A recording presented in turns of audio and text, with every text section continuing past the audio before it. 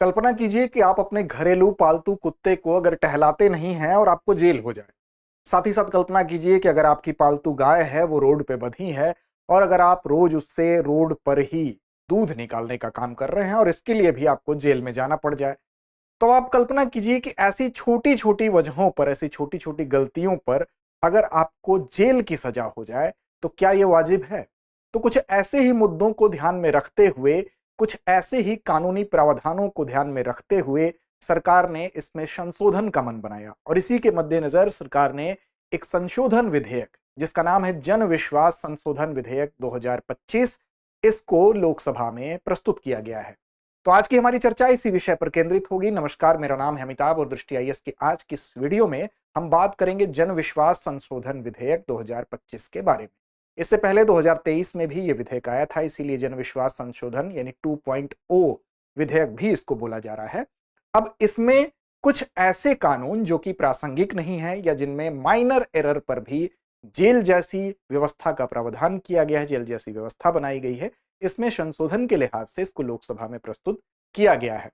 अब इसमें क्या किया जाएगा तो इसी विषय पर आज हम विस्तार से बात करेंगे। अगर ये बिल जो है, संशोधन विधेयक जो है, ये अगर अधिनियम बनता है, ये अगर पारित हो जाता है तो उसके बाद क्या क्या सुधार होने वाले हैं और इसके क्या इंपैक्ट होने वाले हैं, इन सभी विषयों पर एक एक करके हम बात करेंगे।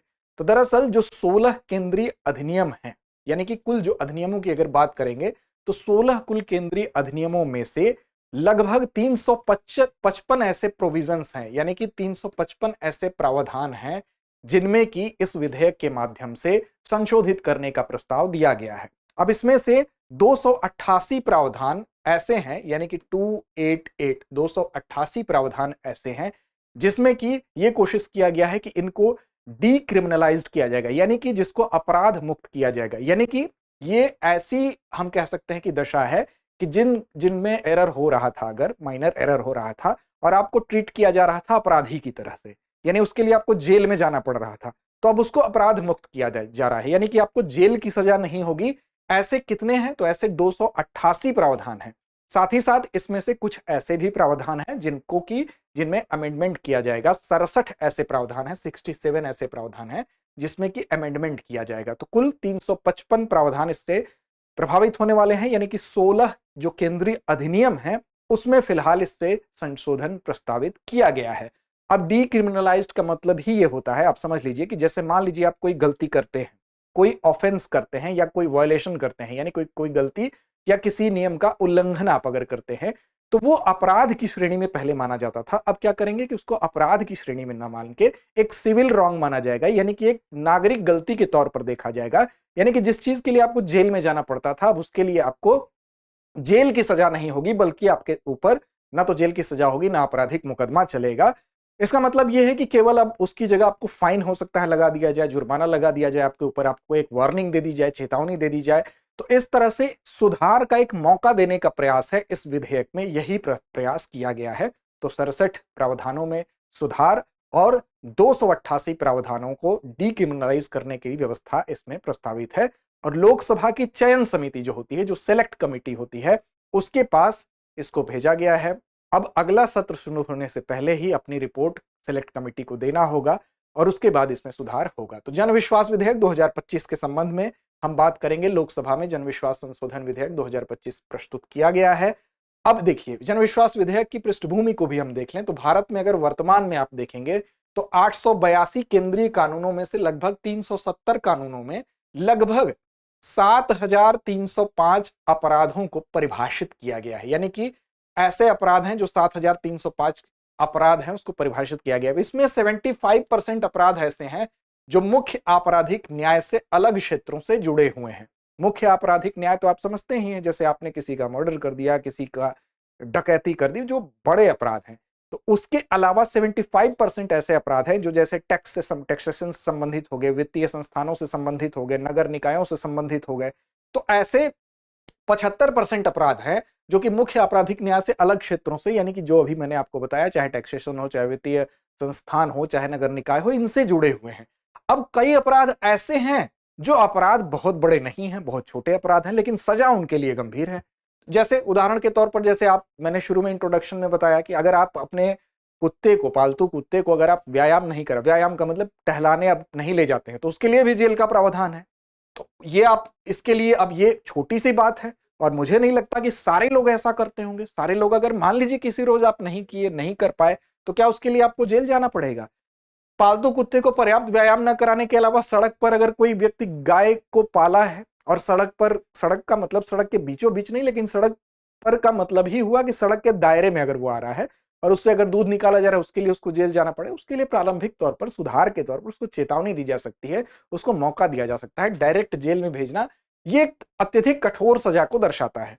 अब देखिए 2023 में पहला जन विश्वास संशोधन अधिनियम जो है, इन्हीं सब बातों को ध्यान में रखते हुए लाया गया था, जिसमें कि 42 केंद्रीय कानूनों के 183 प्रावधानों को डीक्रिमिनलाइज किया गया, यानी कि अपराध मुक्त, अपराध की श्रेणी से हटाया गया था।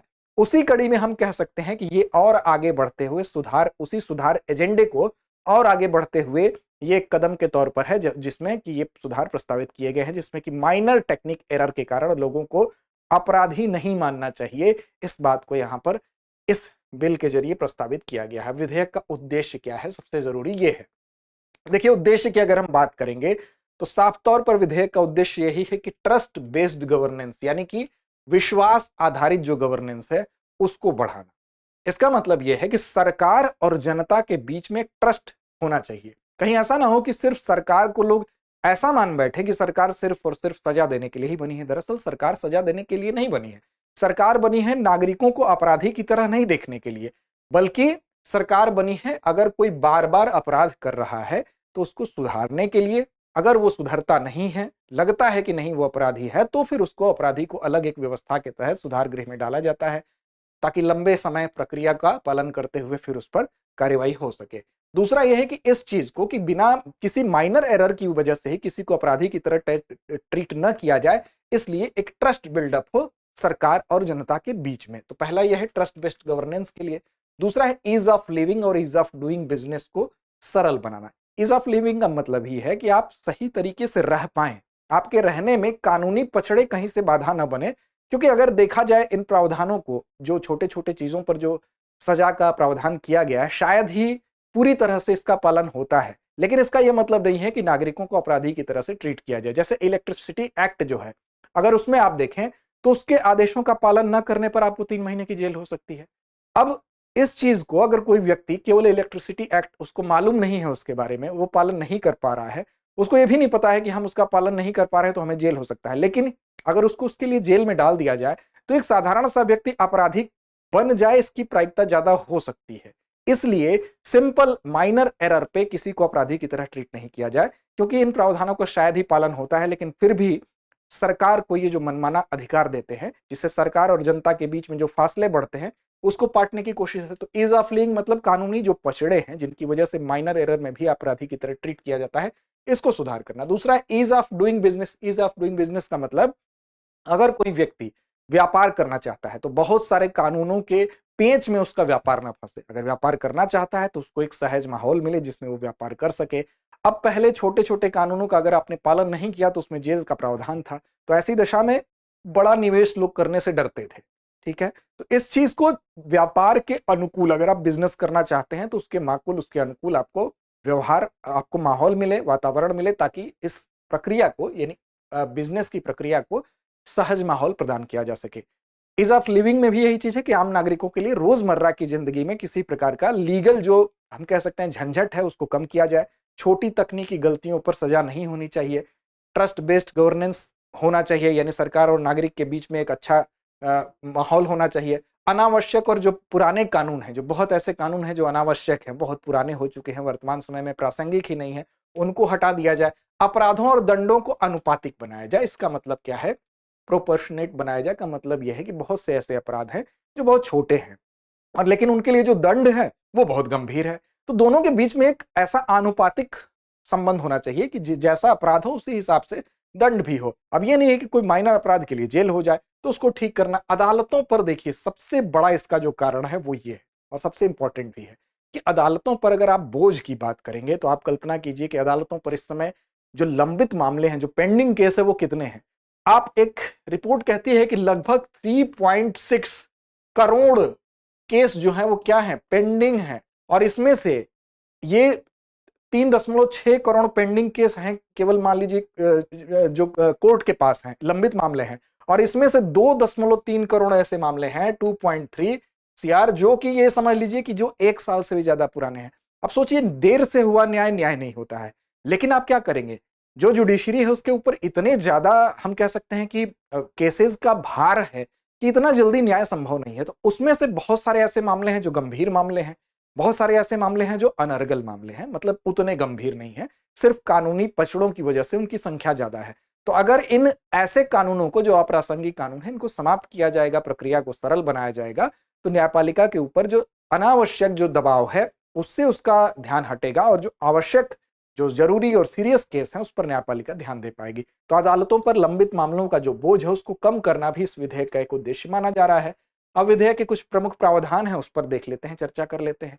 तो देखिए, 355 प्रावधानों में संशोधन होगा, जो शुरू में मैंने आपको बताया था, जिसमें कि 288 ऐसे प्रावधान हैं जिनको कि डीक्रिमिनलाइज किया जाएगा और 67 को अमेंडमेंट किया जाएगा, यानी संशोधित किया जाएगा।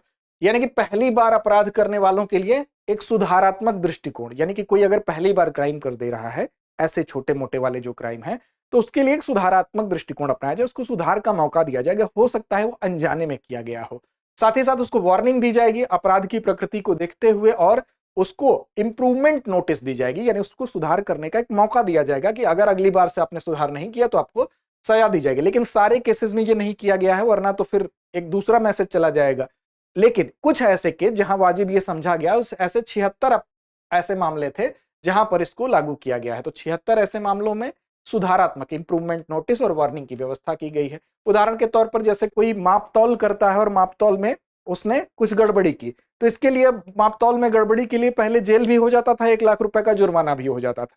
अब उसमें अगर पहली बार किसी से गलती हुई है, हो सकता है कि उसकी मशीन खराब हो या उसको खुद ही न पता हो, तो ऐसी दिशा में गैर मानक वजन मापतौल में पहली बार अगर कोई इस तरह का अपराध करता है तो उसको सुधार का मौका मिलेगा, और अगर फिर करता है तो उस पर जुर्माना लगाया जाएगा, और वो जुर्माना लगातार उसमें वृद्धि होगी।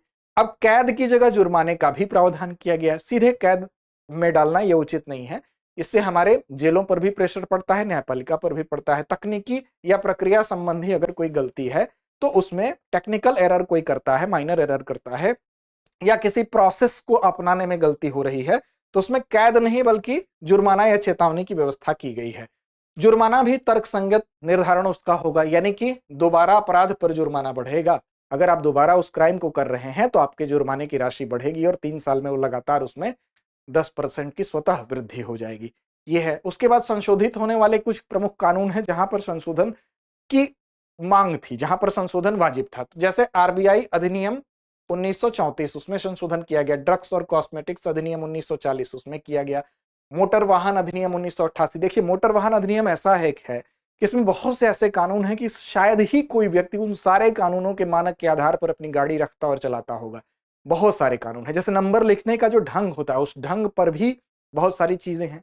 तो शायद ही हर व्यक्ति को यह पता होगा कि नंबर प्लेट पे जो नंबर लिखा जाता है उस लिखने के ऊपर भी, तो ये सारी जो जटिलताएं हैं उसको कम किया जाएगा। तो मोटर वाहन अधिनियम 1988 है, उसमें भी संशोधित होने वाले कुछ कानून है। विद्युत अधिनियम 2003 है। अब बिजली का बिल कोई जमा न कर पाया हो, किसी कारणवश, हो सकता है उसकी कुछ अपनी निजी मजबूरियां हो, सीधे जेल में डाल देना उचित नहीं है। तो ऐसी दशा में विद्युत अधिनियम 2003 है, उसमें भी कुछ संशोधन है। एमएसएमई अधिनियम 2006 है। विधि माप विज्ञान अधिनियम है 2009। दिल्ली व एनडीएमसी अधिनियम है। हथकरघा, चाय, जूट, कोर और अन्य उद्योग संबंधी अधिनियम है। तो ये संशोधित होने वाले कुछ प्रमुख कानून हैं, उदाहरण के तौर पर यहाँ रखे गए हैं। इसी तरह से अगर ये विधेयक अधिनियम के रूप में आता है तो फिर इन सारी चीजों में आपको सुधार देखने को मिलेगा।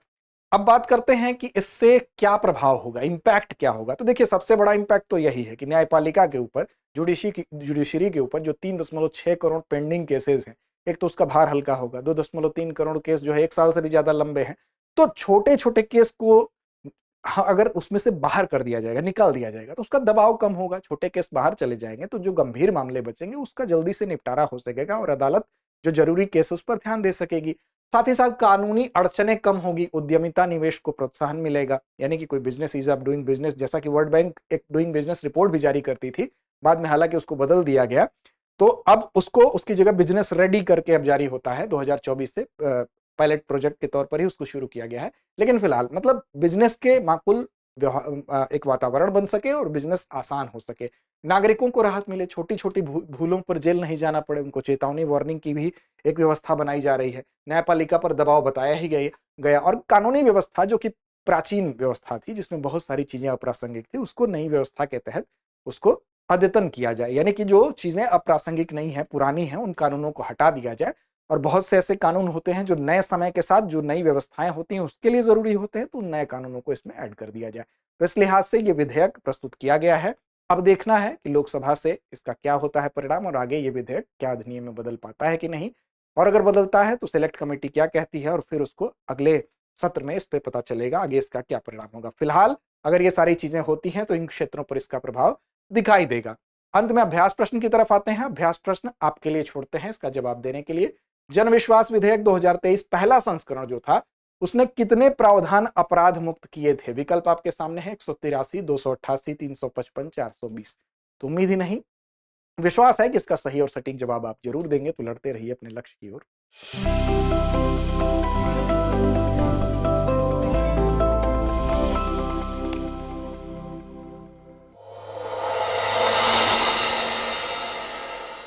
अब एग्जाम की तैयारी को और बेहतर करने के लिए हमारे चैनल को लाइक, शेयर और सब्सक्राइब करना ना भूलें।